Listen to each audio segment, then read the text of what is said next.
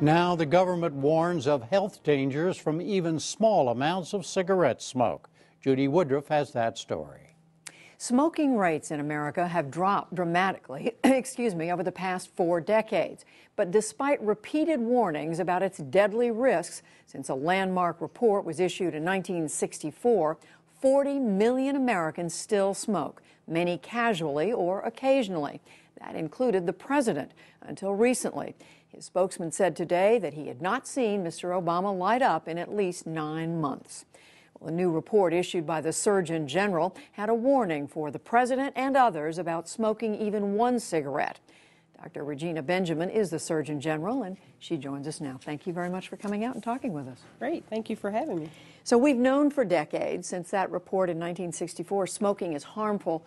What new does this report, what new information do we learn from this report? Yeah, this report is the 30th Surgeon General's report on tobacco, and the previous reports have talked about what diseases and what illnesses are caused by tobacco.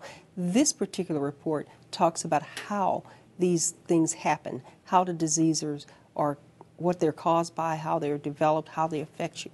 The fact that you inhale or are exposed to the single tobacco smoke can affect you immediately. It immediately affects your blood cells, it affects your blood vessels, and it's very harmful.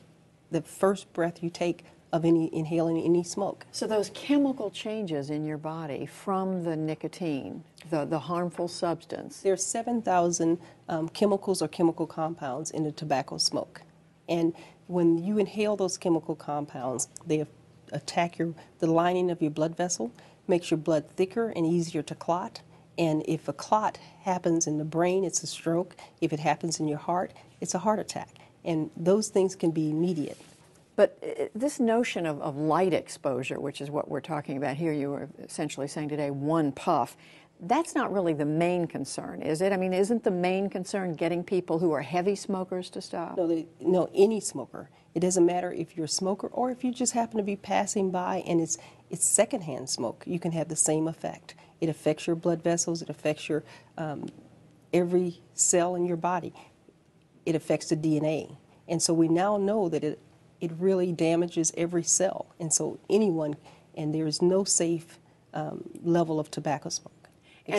And you're saying this really was not understood before? We didn't understand how it worked. We also didn't understand how the addiction to tobacco smoke occurred.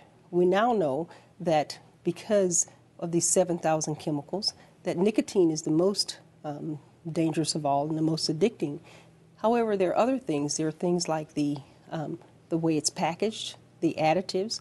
Additives, particularly things like ammonia. You add ammonia to the cigarette, the nicotine then becomes what we call free nicotine, and it can cross the blood-brain barrier much faster. It gets to your brain much, much faster, and we didn't know that before. And so the new tobaccos, the newer cigarettes, and this tobacco smoke gets to your brain much faster, making it more addictive. Let's talk a little bit about what can be done about this. There are already, I guess just last month, new labels on cigarette packages with dire warnings. I think they call them death labels. We're showing one here on the screen. That's one of the proposals that the FDA is looking at. To make these even more. To make them less attractive, because many of the things now are being attractive, making people want to purchase them. These labeling, we know from scientific studies that the warnings seem to cause people to not want to buy them, particularly young people, who is the audience we're really after, young people starting to smoke. There are a number of things we know that work. We know that when we increase the cost of cigarettes, that the use goes down. We know that when we put on media campaigns and educational campaigns, that people start to understand and they smoke less. And we know that when we put in smoke-free policies, that those tend to work. Particularly California, for example, has had the longest running smoke-free policy. And if you look at California, their rate of heart disease is less by 4 times any other state. So, I mean, is it your thinking and the thinking of others that you can make these labels even scarier and more ugly? Make them less attractive, particularly to teenagers and adolescents, and make them think about it. We know that the warnings being there, when you pick it up, you think twice. I was seeing that up until the last couple of years, smoking among young people was declining. It's now leveled off. Do you have an understanding of why that is? Since 2003, smoking has leveled off with adults and adolescents. Stopped declining. They stopped declining. They just leveled off.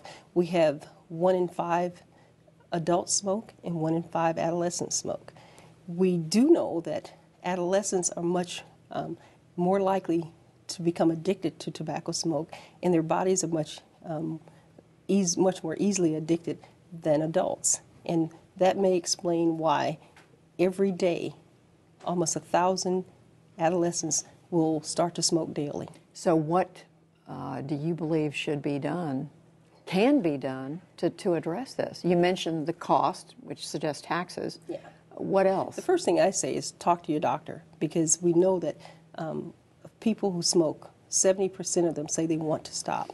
And when they talk to their doctor, we find that about 66% chance, better chance to stop smoking if they talk to their clinicians. So that's the first thing. The other things I'd say is we have newer tools to help you now. We have medications, prescription medicines to help. We have counseling and different ways of counseling. We also have nicotine patches and things that are help you with cessation. We have a 1-800-QUIT line that people can call to help to stop smoking. We can do a number of things. Well, it's fascinating information that you've brought to us, and we appreciate it. Dr. Regina Benjamin, the United States Surgeon General. Thank you. Thank you.